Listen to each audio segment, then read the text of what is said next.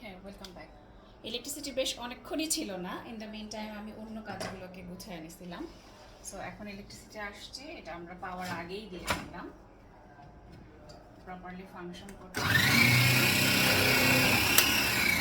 It's working.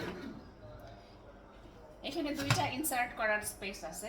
এটা আর একটু ছোট করে কাটলে আসলে আমি ওইটাও ইউজ করতে পারতাম, যেহেতু চাল কুমড়া আমি খুব বেশি।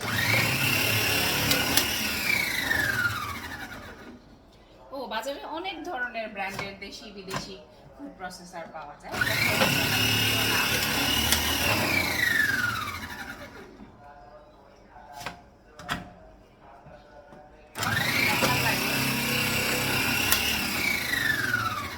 কারণ এখানে কুচির সাইজও আসলে আমরা নিয়ন্ত্রণ করতে পারি। এর ভেতরের যে ব্লেডগুলো আছে সার্কুলার, ওই ব্লেডের সাইজের সাথে সাথে আপনি এটা কিসে অ্যাপ্লাই করবেন, এটা কি বানাবেন, সেটার কতখানি পুরুত্ব হবে, আলু ভাজি কতটা চিকন মতন হবে না।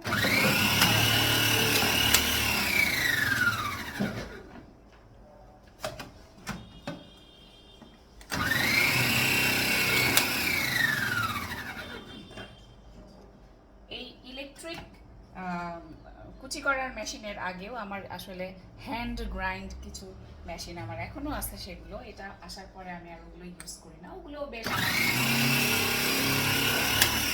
ওগুলোও আমাকে অনেক দিন সাপোর্ট দিয়ে গিয়েছে।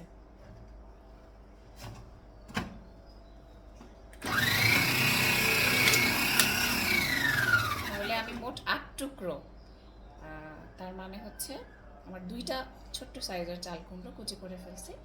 আমি জানি না কতক্ষণ সময় লাগলো, এখানে দেখাচ্ছে 1 মিনিট 52 সেকেন্ড।